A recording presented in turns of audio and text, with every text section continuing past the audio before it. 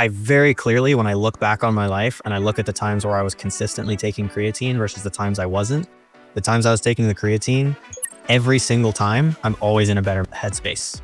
And then I'm gonna wake up, I'm gonna go for a walk with my dog, I'm gonna touch the piano, I'm gonna make myself a little breakfast. And then once I eat the breakfast, I associate eating breakfast with taking my morning supplements. So I take creatine, I take omegas, stress B complex, and CoQ10. This thing called task initiation paralysis. And it's where you get so overwhelmed by the idea of starting this big task that you'll just do anything to either avoid it. And there's a lot of research that shows that people with ADHD are way more likely to become addicted to something. I've been really obsessed with the idea of minimum effective dose lately, which ties in directly with those micro moves. For example, I started learning how to play the piano this year, and it can take years to get really good at the piano. Yeah. And a lot of people, when they first start a new habit, whether it's piano, exercise, learning AI, whatever, they think like, oh, let me just go all in and spend hours and hours and hyper-focus and learn all the things. But the problem with that is it's not sustainable and you can just quickly burn yourself out.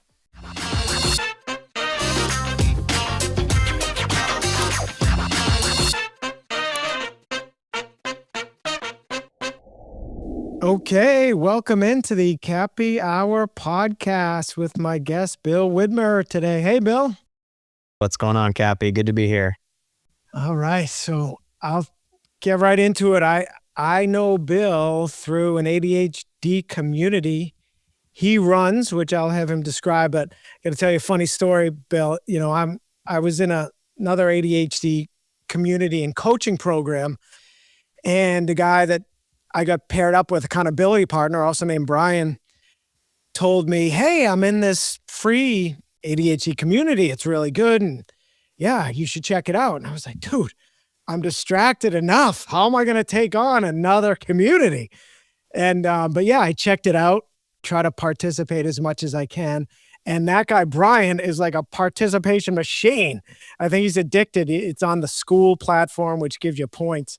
And he's a maniac. But I'm like, dude, how is this helping your productivity to be posting and replying all the time? But I also am sure it does wonders for his dopamine level. So yes, it is a great community, but I'd be interested to even get your take on that. So yeah, I definitely want to get into that. But yeah, go ahead. So give us a quick, the fact that it is free and yeah, what do you think? A lot to say on that, actually, because I've been running my community on school for over a year now. And it's called the Founders Guild. It used to be called Focus Founders, had a little bit of a rebrand recently to the Founders Guild. And we specifically help ADHD entrepreneurs or ADHD, autism plus ADHD, get more focused and to execute on the things that they set out to do so they can build momentum and just create a life of their dreams, create a life that they love. The idea of the leaderboard and the points system and addiction to that little dopamine hit of the new notification of another comment, another like. A lot of insight on that. And this is actually, my background is back in October of last year, we did a hard push to become a top 1% community on school. We did it. We got up to position 17. We were the 17th highest ranking school in the self-improvement category. And in order to get to that point, I was on the school platform because they rank it based on engagement. The more engagement you have, the higher you rank. Changing that now, it's not going to be just engagement anymore. But I was so obsessed with this goal of becoming a top 1% community. And I was spending, I kid you not, 12 hours a day, 7 days a week for a month straight to get to that point where we became a top 1%. Yeah, it was a lot of work, and I was so addicted to those little dopamine hits of like another comment, another like I just got to get more engagement. I had this feeling in the back of my mind that just like you said, people are really, really busy, and these communities that are like engagement farming and trying to get people to interact as much as possible, they're spending their time writing silly comments and GIFs and memes and whatever, and they're not spending time actually following through and getting things done on their business.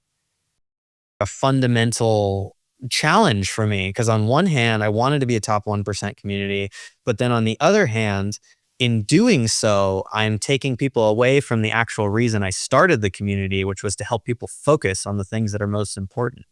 And so that was like a battle that I had for a little while. And to rebrand and this new frame that I have, I'm shifting gears away from engagement and towards actually helping people to focus on the right things.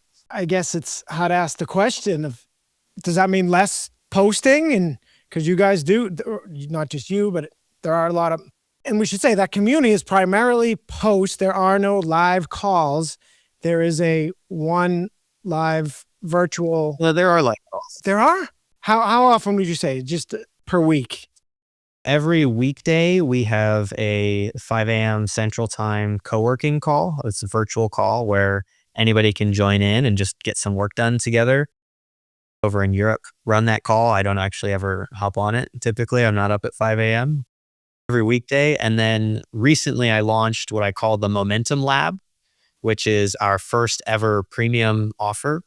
And it has 2 live calls. So one every Monday, I call it Momentum Monday. And that's where everyone in the group comes on and they announce what is their one thing that they're committed to for this week. Will make everything else. Are you familiar with the book, The One Thing? Yes, I'm actually actively reading on my Kindle. No lie. That's amazing. Yeah. So it's centered around the concept of that book. What is the one thing I can do this week that'll make everything else easier or Monday call where they commit to that. And then the Wednesday call, I call it Breakthrough Wednesdays. And on that call, that's where we say it's like a check-in first and foremost. Are you on track to do your one thing or are you off track? If you're stuck on something, the purpose of that call is to break through whatever is holding you back and keeping you stuck. So that way you can guarantee that you get that one thing done every week. Yeah, that's amazing. I have another accountability partner and she's even going into coaching. So I've been a protege or a student, a practice student. So every day now she has me declaring my one thing for the day. And I have an enormous whiteboard. Wish I could turn my camera, but it's, and the word one is written in big letters on there. So, and it's a struggle. It's a struggle, but it takes a lot of pressure off if you can just say, one thing. So, it's sort of like in the recovery alcoholism world, I say, hey, every day we have the greatest, we say we are the luckiest. And one of the reasons is we have the lowest bar. Every day is a success as long as we stay sober. And now with this one thing, I'm just like, all right, as long as I get that one thing done, day's a success. I always hope to do more, but I don't. But I don't wake up depressed as long as I get my one thing done. So I felt a little silly as if I didn't know there weren't live calls, but I didn't. I was just about to say there is a live networking session. I was particularly meant calls where people participate per se. And I have seen a few of those where you might interview some people. Yeah. All good. All this stuff has changed in the last 2-3 weeks when I did the rebrand. So yeah. All right. Yeah, no worries. And what you just mentioned, the new thing is a paid kind of group coaching program, right? Right. Correct. So, okay. So yeah, just to distinguish. So the free community that I've been part of has been great in terms of the posts, and people have been very active on there. It's just a matter of the taking time to read them and reply and all that. So you're shifting kind of more towards that program. What was it called again? The Mindset. Momentum Lab. Jesus. It's my ADHD. Yeah. And the reason, it's all good. The reason I call it the Momentum Lab is because a lot of thinking lately about what's made me successful as an entrepreneur, because I've been an entrepreneur for over 13 years now. I've built multiple 6-figure companies. I had an exit for $350,000. And what I've noticed is that every time I'm really successful in my life is when I have a routine and I'm building a lot of momentum around positive habits, things like working out, things like journaling, meditating, writing down my goals and reviewing my progress towards them. And these are like simple things that you would think, yeah, of course, someone doing those things would be successful. But the problem is if you don't have any momentum and you're not doing any of it, it's really hard to get the ball rolling and to get into those things. So the idea of the Momentum Lab is like, let's rip off the Band-Aid, like let's get you started because that's the hardest part.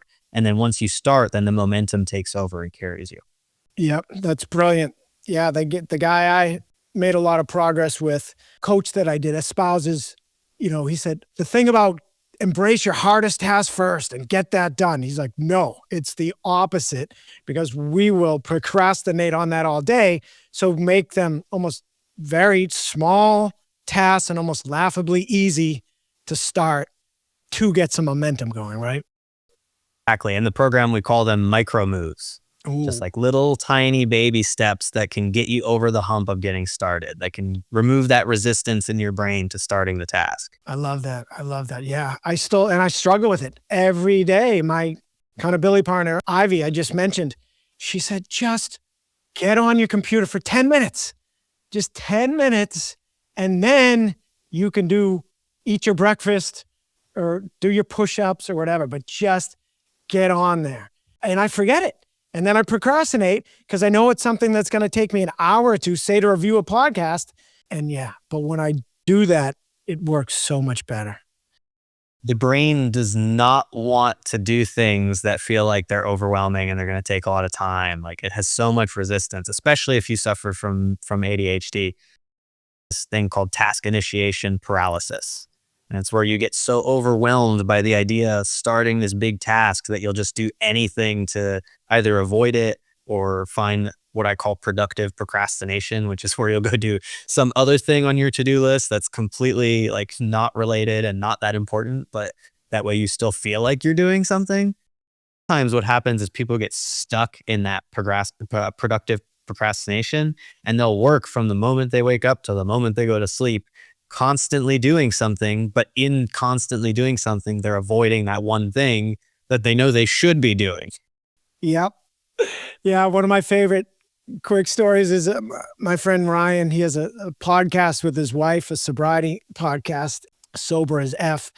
And she doesn't have alcoholism, but she's got heavy ADD. So he'll say, and I call it ADD for short, he'll come home from work and he'll say, "What'd you do today?" And she'll basically say, "Well, I got nothing done." And he'll say, "Oh, so what, you just sat around all day? You must be raring to go." She's like, "No, I'm exhausted from just trying mentally to be productive all day." It is. It's completely exhausting, including with my ADD partners. We're always in need of a nap. As much energy as I have, I'm also always exhausted because it's crazy. And because we keep trying to do it alone. There's so many similarities between this disorder and the alcohol one. It's struggling. You have to accept that you cannot do it alone. It is not in your control. In the case of alcohol, you just got to surrender and basically quit drinking and join community. And with this, you've got to joining community definitely helps, and then surrender to putting systems in place, right? I mean, as you alluded to, routines and calendaring. There's a lot of overlap between, there's a lot of research that shows that people with ADHD are way more likely to become addicted to something because we're constantly dopamine seeking, and the habits that are addicting, alcohol, drugs, video games, porn, social media, whatever, because it feeds that dopamine cycle that we're looking for, it's a lot easier to get hooked on that and to kind of go that direction. Yes. So I can see why there'd be a lot of overlap there. Yeah, that's so true. And I've talked about that in the past. I mean, one way my coach had talked about was that he defines it as ADHD as executive dysfunction and dopamine dysregulation. ADDers are naturally lower in dopamine, and then alcoholics are all dopamine dysregulated because of our abuse of artificial dopamine. So yeah, there's, again, similarities there. We have to get natural dopamine hits with both disorders. That's the way to overcome it, is getting those natural ones. And so I try to get those in the morning with my exercise and cold shower finish and even interacting with people. But then sometimes I almost get too much of that and then I can't settle down to work. So it's such a struggle for me. I heard Judd Apatow, the famous director, on a podcast recently. He's got severe ADD, and he said he took a program, and basically the solution, the main one he walked away from, was to just drink black coffee until noon and sit in front of the computer and get work done. And I found that to be true myself, except I struggle to be able to do it. But where do you stand on that? That's actually really interesting because that's one I am currently wrangling with myself. So there's a lot of threads open in my brain right now from this conversation. One of them that really sticks out to me is the idea you had mentioned of setting up a routine, setting up habits. And you talked about different things, like we talked about exercise, we talked about sitting down to work. It can be really challenging to go from no structure, no habits to trying to add all of the structure and all of the habits. And that's something that our brains like really push against because it feels like it's taking away our freedom. And one thing that I've noticed that's worked really, really well for me is just picking one thing first thing in the morning. Again, this one thing theme. Make it small, pick one thing, and then build that momentum. And then that will lead into the other habits.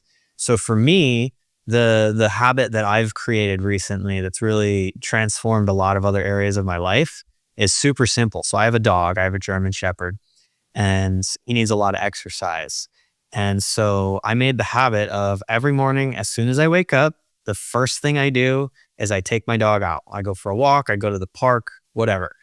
And not only is that good for my dog and my relationship with my dog, even if you don't have a dog, it's still good to get outside and get that sunshine within 30 minutes of waking up. Yeah. To get that vitamin D and get your circadian rhythm figured out and get yourself Reset. moving. Exactly. And then once you do that and do that consistently for a few weeks without trying to add anything, like if something feels like fun and exciting to add, sure, add it in. But pick that one thing and just do it consistently because these things take time. Like it takes 3 weeks, 4 weeks, 6 weeks of doing that every day before it really starts to become ingrained and you can start to build on it. It's true. So my routine has become, I've given up on the gym. Sadly, it's been over 2 months. I've got a gym almost across the street. It's a 5-minute run, but all told, it felt like a 2-hour commitment, just getting ready. Then when I get back, the whole thing. So I do just push-ups, sit-ups, and pull-ups at home in a fraction of the time. So I do that when I wake up, and then I go out to ideally in the sun, and I do my star jumps, which are like jumping jacks, but you do them from a squat position. So yeah, phenomenal. They're much harder than jumping jacks and more rewarding. I found jumping jacks, our people get bored easily. I found jumping jacks so boring. I love star jumps. So I do them like a nut in my complex where I live in. I don't even care, thanks to my sober confidence. People are driving by, walking by. I don't even care. I'm like, oh, just today it hit me. I go, and you know what I do? I take quick breaks to dance and breaks. And I love it. That song Classic by MKTO. So great to dance to. And I do JT's. Nice. I got a feeling. I do the hold the ceiling up. I can't think now under pressure, but Raise the roof. Yes. Yeah. There you go. And I go, oh my God, I'm that crazy guy that I used to see and literally think they were mentally ill. Not that I'm not, but not severely that I thought they were. I'm just a guy out there getting his sun and his exercise and his dopamine and doesn't care who's watching. So it's great. I've been really obsessed with the idea of minimum effective dose lately, which ties in directly with those micro moves. For example, I started learning how to play the piano this year, and it can take years to get really good at the piano. Yeah. And a lot of people, when they first start a new habit, whether it's piano, exercise, learning AI, whatever, they think like, oh, let me just go all in and spend hours and hours and hyper-focus and learn all the things. But the problem with that is it's not sustainable and you can just quickly burn yourself out. So instead, my goal this year is literally just touch the piano every day. Like it doesn't matter if I really even play at all, it's just touch it. Like put my fingers on the keys. And a lot of times what I find happens is that I sit down to play the piano, I touch the keys, and then I'm like, oh, okay, this is actually fun. And then I continue to play more. And it's been 2 months since I've gotten the piano and I haven't missed a day yet. I do between 15 minutes and an hour almost every single day. So yeah, minimum effective dose. And then that keeps your brain on that task. And then some days you'll feel really good and want to do way more than the minimum effective dose. But as long as you're at least doing that little bit every day, it keeps your eye on the prize and keeps you going towards that goal. Yeah, that sounds a lot like baby steps, right? Mm-hmm. Yeah, which I love. So, and I got from my ADD coach, his big one, I love it, repeat all the time. He said, when it comes to pull-ups, if he thinks he has to do 10, he'll do none. But if he thinks he's going to do 1, he'll do 10. And it really got me going. I hated pull-ups. Hated them. As much as squats, which I, thanks to a buddy 20 years ago, got me into, and I still made myself do every third workout, at least when I used to go to the gym. But yeah, I bought a pull-up bar. I bought one of those compressed ones where you don't even have to hang it, because that would have taken me a year. It just pressurizes between in your doorway. And it got me going. Now I don't really need that mindset because I even enjoy it. But to start out, I'd be like, all right, I'm just going to do 1. And it's the way to go. Yeah. And those star jumps, I used to do just 2 sets of 25. And now I can just rattle off almost unlimited. I have to stop myself from doing them. But yeah, I do around 250 or so within about 4 sets. Yeah. My whole philosophy around getting more done as an entrepreneur, as someone with ADHD, and wanting to do habits and wanting to do these things that are good for you is just reduce friction as much as humanly possible. Like, put your gym clothes out the day before. Tell yourself, I'm just going to put my gym shoes on. Nothing else. I'm just going to put my shoes on. I can do that. That's easy. And then once you have your shoes on, then okay, I'm just going to go sit in the car.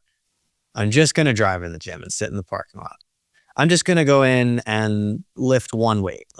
And just those teeny tiny little micro moves compound. And once you have the momentum, then you can do the bigger moves. Then you don't have to focus on the micro movements, and you actually feel this momentum pushing you, this excitement, this pull towards bigger things. Like when I first started working out, which I keep thinking to bring this up, exercise is one of the most important things you can do for your mental health, for your productivity, for your focus, for everything. It just helps with everything in your life. So if you're not doing exercise, use these micro moves. Say, I'm just going to put my walking shoes on. I'm just going to go outside. You don't even have to walk. Just go outside and sit on the porch with the sun on your face for 5 minutes or 30 seconds, whatever. And then use those micro moves to build the momentum, and then do slightly bigger moves and slightly bigger. And before you know it, you're doing these incredible things, and it's easy for you to do because you have that momentum driving you. Yep. It's so true. They say the exercise and sunlight are the ultimate happy pills. And I was just saying to a friend, before a doctor prescribes anything in terms of mental pills of psychiatrists, they should revisit your physical routine. Are you getting sunlight? Are you getting exercise? And I know some people think it goes hand in hand. Well, I'm not, because I'm depressed. But guess what? If you could do those micro moves, those baby steps to start, you would get slowly undepressed for the most part. Yeah. And for someone listening to this, if you are depressed and if you're hearing this and you're like, oh, that sounds great, but not for me, I can't do that. Keep dialing it back. Just keep dialing it back until you find the thing you can do. So if getting out of bed in the morning is hard, turn the light on and look at your phone in the morning. Or, if going for a walk is hard, like I said, go sit on the back porch. Or stand in the window and let the sun come through the window onto your face. Start really, really small and understand that this stuff takes weeks to months before you really see the results. I know a lot of people, they take supplements and they say, oh, these vitamins aren't doing anything. But it can take 4 to 6 weeks for them to build up in your system and actually start to create any kind of a difference. So just go in there with the expectation of, I'm going to do the absolute bare minimum, and I'm going to do it as consistently as possible for as long as possible. Yep. It's so key. Absolutely. And I struggle myself with getting out of bed, and I call it ADD-induced depression. It used to be alcohol-induced depression. Now it's ADD. I wake up already overwhelmed, already disappointed in my productivity from the day before. Getting a little better now with the one thing concept, but it's tough. The struggle is real. On top of just being so grateful, now 2+ years sober, that I can just wake up sober and don't have to get up and run to the bathroom first thing, and I can enjoy my fairly new sleep number, memory foam mattress.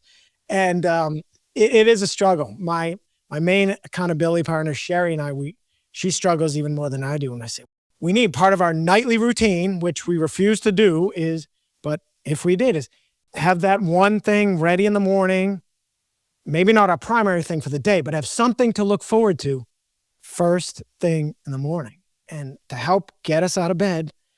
And I haven't done this yet. I really want to try truly rolling out of bed, just rolling onto the floor.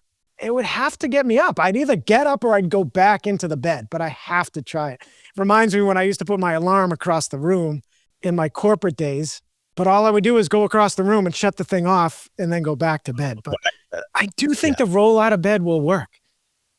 Only one way to find out. I know. I've never tried it. And I do also think for a lot of us, we are in survival mode from, perhaps from trauma. Alcoholism, I say, you don't really hear a lot of others, I haven't heard anyone but me really explain it as it's daily trauma dealing with the throes of alcoholism for so many reasons. So now I'm so grateful to live this amazing, sober life. So being an entrepreneur, being your own boss, it's very easy to go right into survival mode, which sadly then means procrastination mode. So I think there's a big tie-in with that as well. I have a curiosity. Can I ask you a couple questions? Sure. And that's part of ADD, I learned. Curiosity, right? You heard that? Yeah, we're very, very curious beings. So my first question is, do you take creatine at all? I don't. In fact, I barely know anything about it. Okay. It has been, for me, the single biggest impact supplement on not only my mental health, but also my physical energy levels too. 5 milligrams every day. And of course, do your own research, figure your own stuff out. But creatine is one of the most well-studied substances out there, supplements out there. And I very clearly, when I look back on my life and I look at the times where I was consistently taking creatine versus the times I wasn't, the times I was taking the creatine, every single time, I'm always in a better headspace. It has just a massive, massive impact on mental health, on brain fog, on physical energy, on recovery between workouts. Like it's kind of incredible. Wow.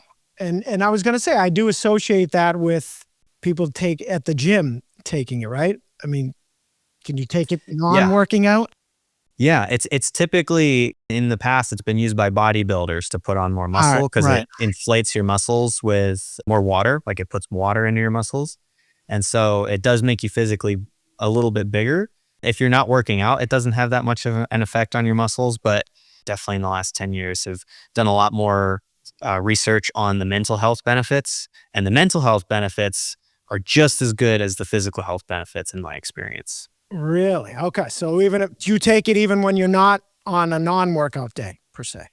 Yes, every single morning. Okay. Yeah. And that's the other thing too, especially when it comes to ADHD or just for anyone in general, creating these daily habits, these daily routines just makes life so much easier because you don't have to think when you get out of bed. It's like you know exactly what you're going to do, when you're going to do it. And by building in, like it's called habit stacking. I'm sure you've heard the term habit stacking. Not in a while, but yeah, I need it.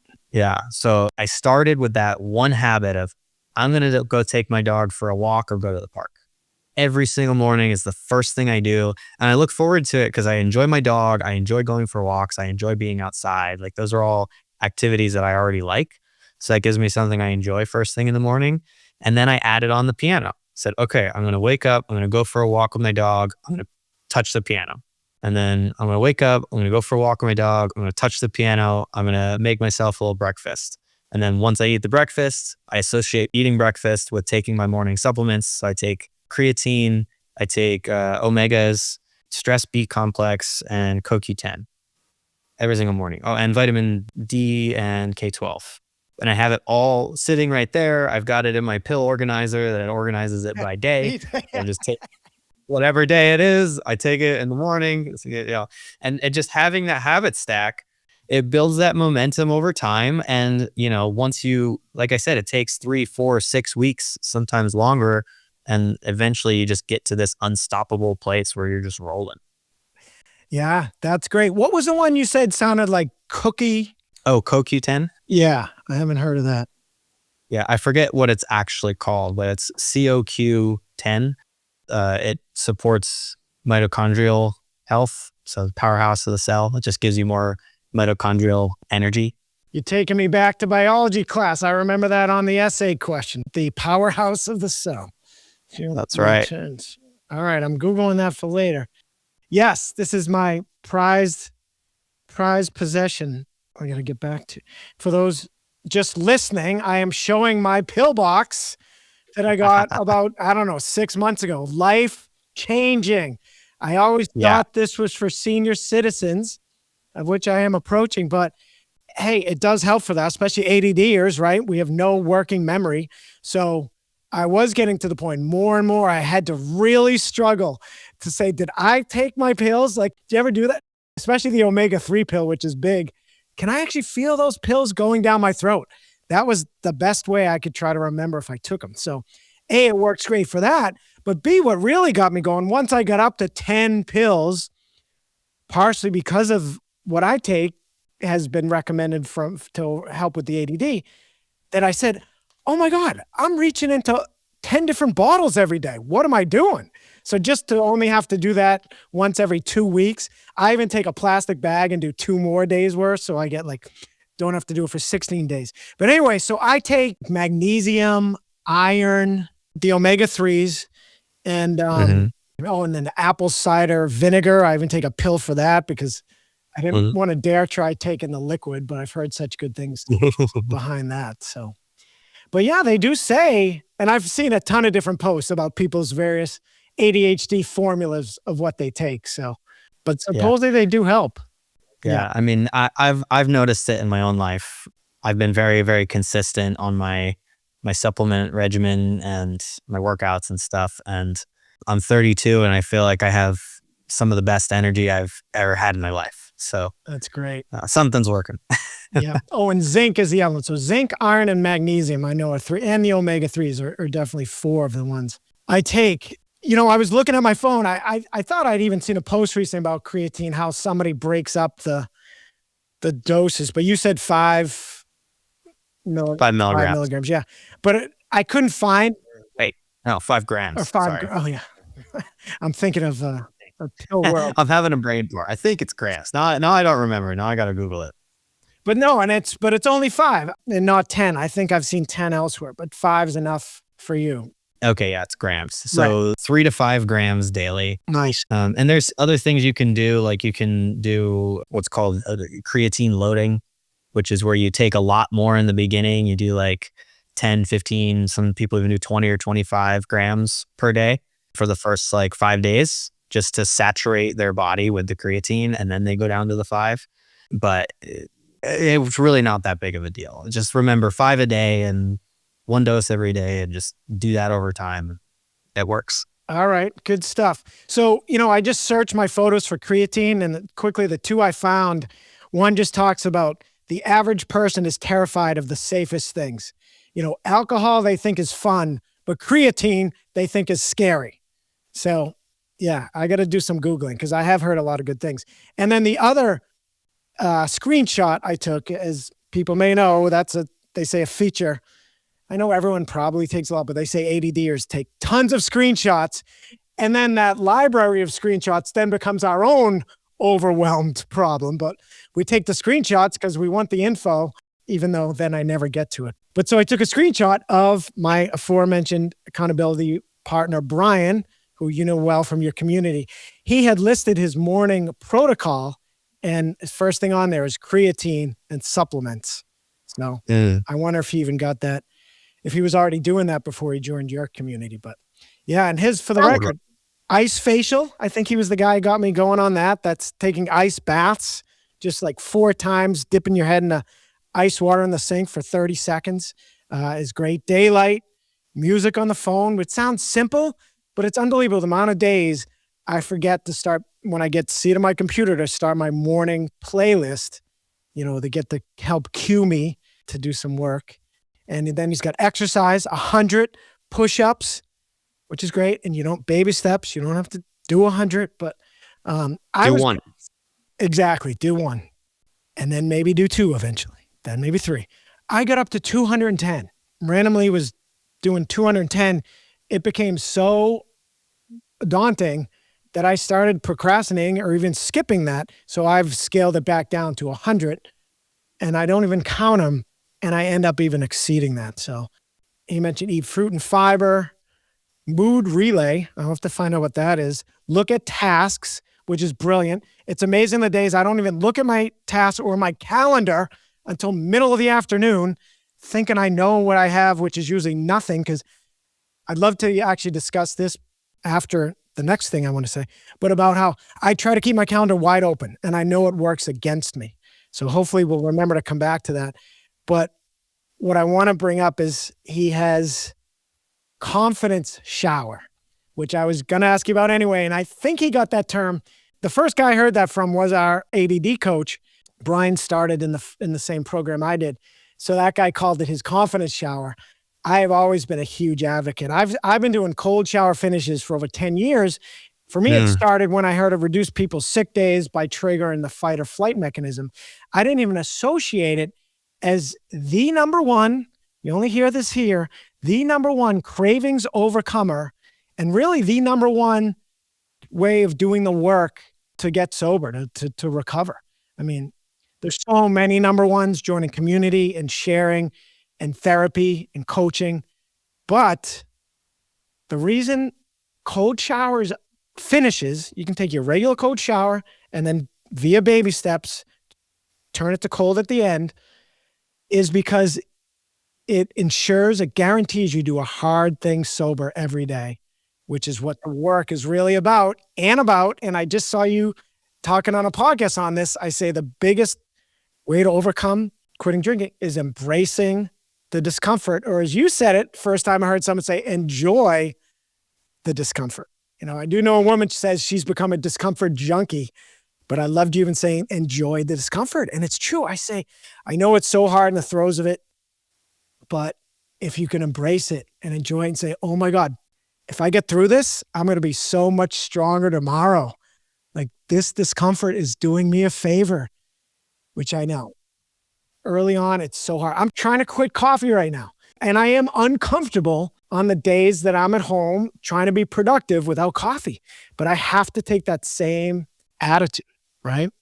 Yeah. And just to really clarify this point, again, coming back to the idea of micro moves, it can be, a 30 seconds of cold right at the end, or it can be, you can start with cold and then go to warm, work your way up to it just to get your body used to it. But what makes you uncomfortable and what makes me uncomfortable is not going to be the same.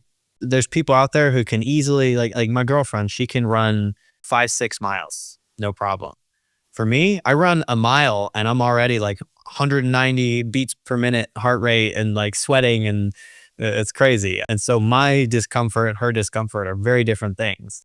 And the point isn't to say, oh, that person can do that. That's really uncomfortable for me. I need to go do that. It's let me get to that threshold, get to that edge where it starts to become uncomfortable, and just sit in it a little bit and then back out. And then sit in it a little bit and then back out. You don't have to push yourself way beyond your level of comfort. It's a slow growth thing. So I just wanted to point that out. Yeah. And that is a great point. I could run a marathon tomorrow. And I know there's a lot of people that, it pains them to run a step. And for me, at times, actually, when I really get out of shape, I can relate to those who hate running. So yeah, we all have our different levels. But I do think cold shower finishes are amazing. I just met a guy who said, I used to do them. I said, why'd you stop? Well, he said, well, I did them to overcome my anxiety. Actually, it was then I said, well, why'd you stop? He said, I overcame my anxiety. So yeah, Amazing. I love that. So yes, embracing or enjoying discomfort is key to this process. And I guess I'm uncomfortable with doing the work, to bring it back to that. My partner, Sherry, made the greatest analogy. She said, not doing the work is like walking because you don't want to stop for gas. She told me that months ago, and I still don't take it to heart. And you know why? I told her it's because it takes me so long to get settled on my computer, ready to be productive, that I don't want to then do the proper planning and the proper pre-work in order to do it. I just try to go right to it. And it kills me. It's the analogy with drinking or sobriety is that occasionally that works for me. So it's like when moderating works for people trying to quit and they think, oh, I only had 2 beers yesterday. I can do that every day. And then you get hammered the next night. So I keep thinking I can do this on my own. So walk me through what happens. So you said that it can be uncomfortable getting prepared. It takes you so long to prepare to get ready to do the work that it makes it actually harder to do the work. So what does that look like? I was going to ask you this when I mentioned I do my push-ups, sit-ups, pull-ups. I do my star jumps in the sun. I roll my eyes. I'll zip down to the mobile, literally 2 minutes down the street to get my coffee, more so for the dopamine hit. My boy Ralph behind the counter, I love the guy. The guy's such a character. And then I'll come back. But now all that's taken so long that I'm hungry. You know, by the way, that's why Judd Apatow mentioned the black coffee till noon. It's not the coffee he was espousing. Some say it helps. I think it hurts. I know it hurts me. It makes my brain race even more. But it helps stave off your appetite. But only so much. I have a voracious appetite in sobriety. I think the coffee now even exacerbates that for me. I come home from there, the mobile or from outside. Now I get eating my breakfast. Takes me like an hour and a half, 2 hours. Even I cooked a lot. I love to cook. I cook almost every meal fresh and I like hot meals. Even if I ate cereal and oatmeal or yogurt, before I know it, an hour and a half, 2 hours have gone by. And Sherry, again, one of my accountability partners, she has the same problem. She tries to get to a coffee shop to work every day, noon at best. And some days it's like 2, 3 o'clock. I used to go into Work Bar, a shared office space, be the same thing. By the time I could get out the door, especially in that case, I had to bring some food with me, so pack some meals. It would literally be like 3 o'clock before I get there and 5 o'clock before it's summer day.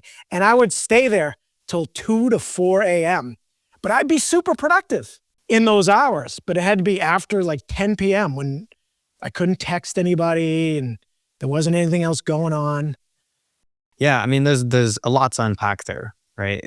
Each one of these little steps can be its own discussion. Like the first thing that comes to my mind, something that I really take to heart is my first meal of the day. I try to get at least 30 grams of protein.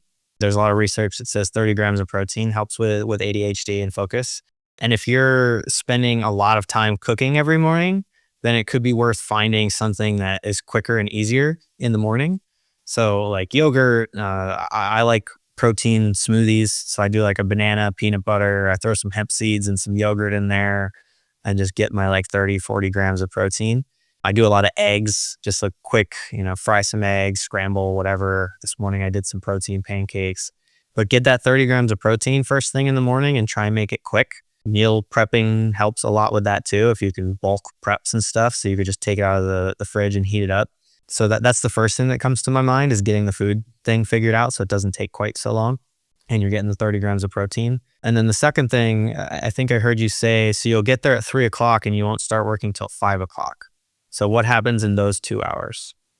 You mentioned productive procrastination. I wish it was even productive procrastination, which just to clarify for those who don't know the term, it would be things like update, organize my playlists, which have been the bane of my existence since iTunes was invented. I use Spotify now, but that'd be a great example. That's your first task or that's the procrastination thing. I wish I even did that or organize my notes. Those would be productive procrastination methods.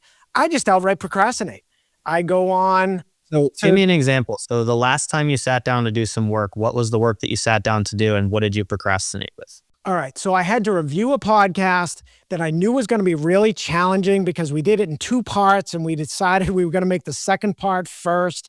And we had to recommend edits, 2 hours worth of content, get almost cut out an hour's worth of the material. We could have made it 2 parts, but didn't want to. And so, one thing about ADDers, if we don't think we can get it done, we won't even try to start it. So I procrastinated like crazy on that. And it would be texting. It's so dangerous. I have a Mac, so you can text from your Mac. You can put iMessage on there. I try to keep that closed. That's a big thing on my morning checklist. I'll do Yeah. that. I will go on to my favorite news website and look for stories I'm interested in. I'll be so relieved when there isn't ones, or they've started charging for content really. So I love when I click on and there's a paywall and I'm like, great, I don't need to read this anyway. Here's what I'm going to tell you on this. Yeah. So I'm actually working on a tool called Hyperfocus. And one of the features it has is it will block distracting sites. So you can actually put those news sites on there. So if you try to go to them, it'll literally come up with a thing that says this site's blocked. Are you still working on the most important thing? So that's one thing, is get something to block sites. And I can let you know when mine's out, but there's other ones you can get out there too that block sites. And then number two, the big thing that stands out to me here is, so you're talking about this really big, daunting, overwhelming task of like editing this 2-hour long podcast that's going to take you hours and hours, and you're dreading it. So my suggestion here would be break that way down, chunk it down as far as humanly possible. You're not sitting down to spend unlimited hours editing this giant podcast. You're sitting down to do one very small, specific thing. So what's the very first step when it comes to editing that podcast? Yeah, great question. And I should clarify, I don't even have to do the actual editing. I shell out money for an editor. So I just have to recommend to him which clips to edit. So yes, the first thing is just to hit play and just start watching. You know, I told you my friend's advice, just do it for 10 minutes and then you can come back to it later, but that's it. But I procrastinate for hours. And if I just initially done that 10 minutes. So 10 minutes even feels too daunting. No, if I had thought of it, I didn't think of it. I thought of it that I had to review the whole 2 hours. And if I thought I just need to review 10 minutes. And then I could do it. So this tool that I'm building, that's the whole purpose. So the whole thing is, it's building the habit routine of you open your computer and the very first thing you do is open this tool and write out your number one priority for the day. That's it. And then from there, you can break it into steps, tiny steps, and then you start a focus session and it'll put a timer up. It'll block distracting sites. And you can set a 5-minute timer, a 10-minute timer, a 30-minute timer, or whatever. And then for the minutes that you have there, you just do that very first baby step. And then once that's done, then you can either stop and do something else, or you can go on to the next baby step or whatever. But that's my recommendation really, is like build the habit of like, I just got to do 5 minutes or I just got to do 10 minutes and then worry about the rest later. Just ingrain that in your head of like just the smallest, tiniest step towards it. And if you have friction, make it smaller. If there's still friction, make it smaller and keep going until you find out like, okay, I guess I can just do this tiny little stupid thing that'll take me 30 seconds. Yep. I got to do it. I have to do it. And yes, I'm familiar with the app blockers. Yours sounds great though, because it'd be great to have tailored for ADDers. I downloaded it. I got so annoyed because I had on my phone having to keep taking break. You know, you can ask it to give you a break so you can go on the sites you're not supposed to. I got so annoyed by that and just kept thinking I can do this on my own. But I just said to my friend, I've got to at least reinstall it on my desktop. I'm on my Mac all day. I'm not a big phone guy because I'm always home. So yes, it's a great reminder. And it's part of doing the work that I refuse to do. And you know, this community that I'm still in, they have almost daily coaching calls. I never attend them, nor does my main partner, because we know we're not doing the work. And yeah, one of the last times I attended it, they said, are you using an app blocker? No. I mean, they know I'm not doing the work. So what's the point of going on? But then I realized it's just like someone trying to quit drinking. It's still good to go on and be accountable. And I said to Sherry, we're slipping. Us not doing the work is like a drinker slipping. And we need to get on those calls and admit we're slipping. So guess what? I went on one, cried like a baby. It was cathartic, but yeah, it's like, make me misty now. I thought alcohol did rob me of my life for 25 years, but then I realized it was also the ADD as well. And now that's still it's robbing me worse because my creativity has been unleashed and trying to be an entrepreneur. It's actually getting worse because I cannot keep up with my own thoughts. And in fact, I saw you talking about using a tool like Trello or Notion. I use Google Docs, but I can't even keep up with it. I can't. I've stopped allowing myself to consume others' content like podcasts, but I can't even stop my own content. Every day I have all new voice memos. I've got thousands of voice memos on my phone and reminders that I don't even then, I have to make part of my morning routine to transcribe those from the day before. I mean, I can't even keep up with it. It's crazy.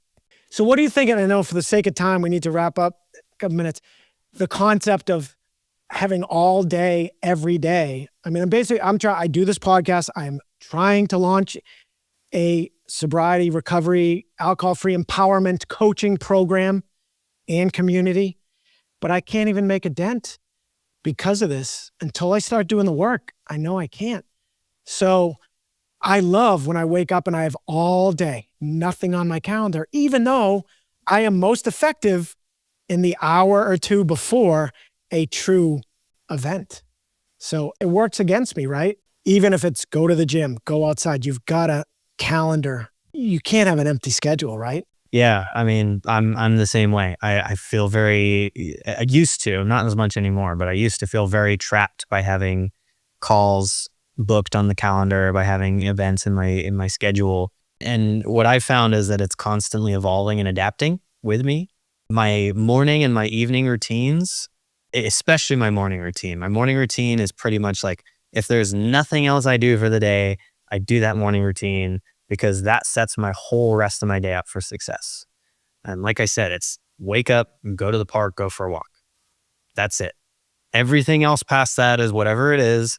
But as long as I can wake up and do that thing, then it sets everything else in motion. So that would be my recommendation to you, is find something that you really like is worth getting out of bed for you.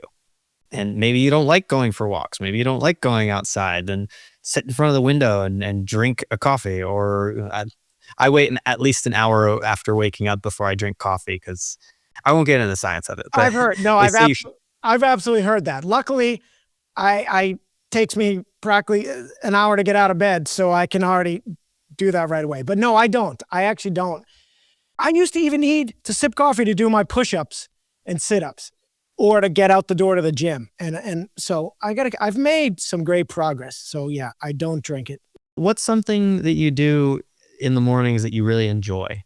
Well, watching crap on my DVR, which I never let myself do. So while I do those push-ups and sit-ups, I do that.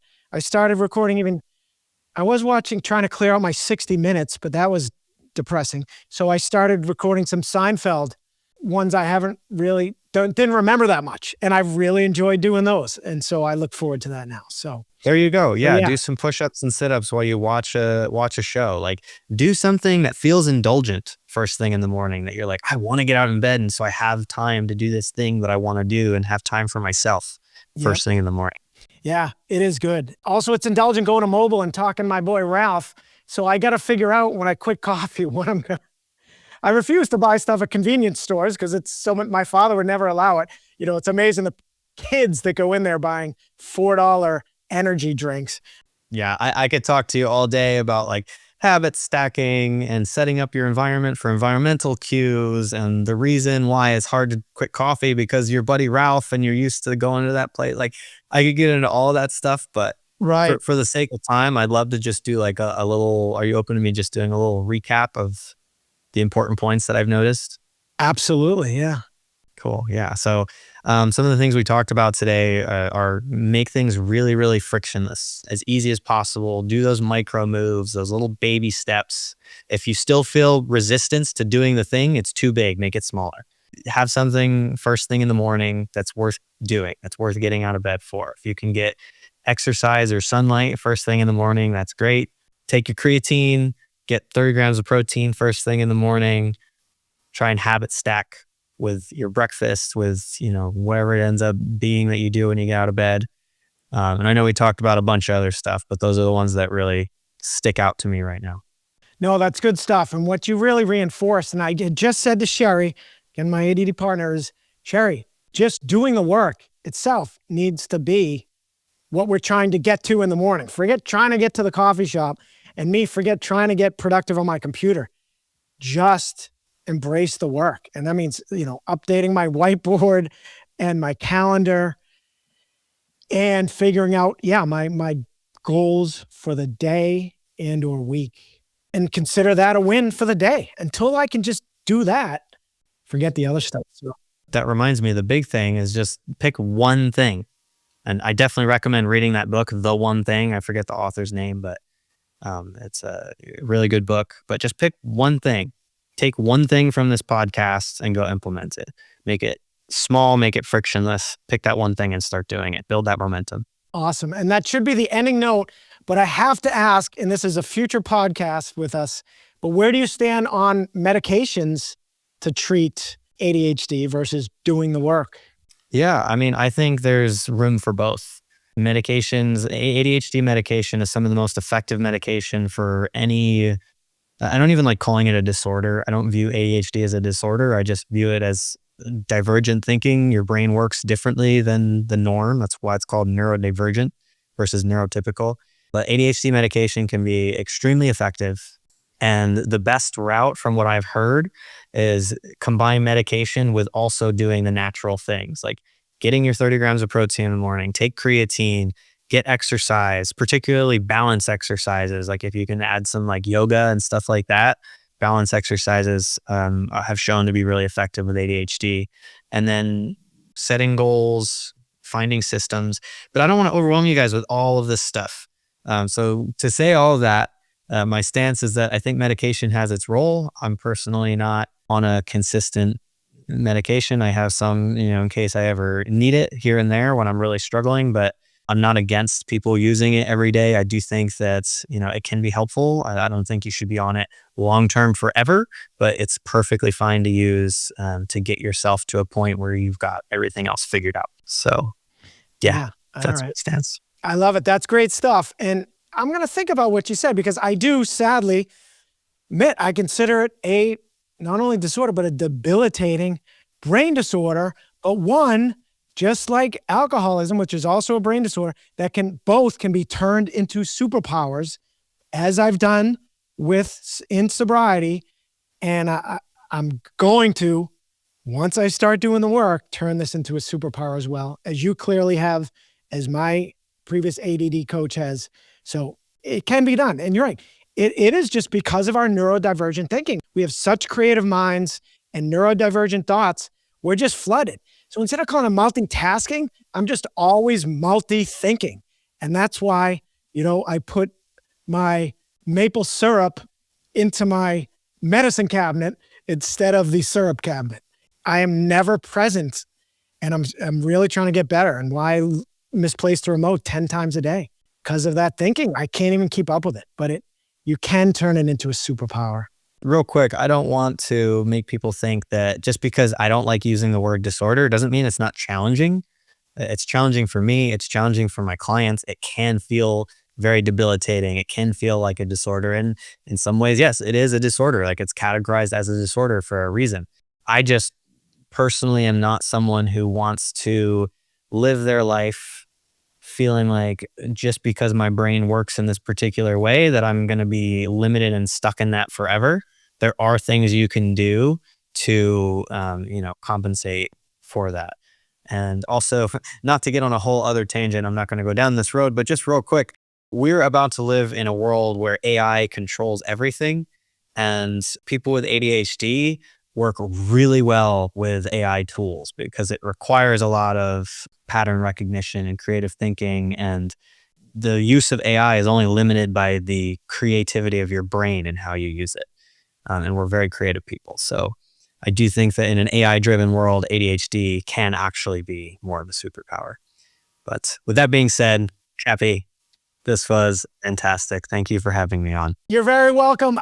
Forgive me, I got to end with a couple quotes from you, though. You talked about you got to be in community. You can't do it alone, because a lot of us struggle with friendships, are lonely. And a lot of us are misfits. Like I'm now figuring out my entire life because of our neurodivergent thinking. And you said you have a girlfriend now, but you talked about when you were single, you liked matching with neuro people because you can be too much or little crazy and wild, and they'll roll with it and they'll get it. And I was like, oh, I love that. So this is a beautiful thing. We just have to find our people. And community's definitely one great way to do it. Hearing it's just like with alcoholism, you hear your story, others are telling your own story back to you. And I experience that in ADHD communities as well. So we'll end it with that. Tell us again the name of your community and how to find you, and we'll put it in the show notes as well. Yeah, absolutely. Thank you. So the name of my community is called the Founders Guild. Founder as in FOUNDER, like entrepreneur. And it's on School, SKOOL. It's free to join. So come on, hop on in. And then the premium offering that I have is called the Momentum Lab. And as of right now, the doors are closed. It got full and I'm keeping it very tight knit for a little while, but they will be reopening in a few weeks. So maybe by the time this podcast's out or, a few weeks after, there may be some room for that. And it provides the structure, the accountability, the scaffolding to help you focus on the most important things and build that momentum to make the rest of your life so much easier. All right. I love it. Well, thank you, Bill. And thanks everyone for listening and or watching. As always, please, if you're on YouTube, like, share, subscribe. On Spotify and Apple, submit a rating. Takes 2 seconds on the bottom of the main podcast page. And if you want to be a hero, submit a review. So that's it. All right. Thanks, Bill. Yeah. Thank you, Cappy. See you around. All right. Bye, all.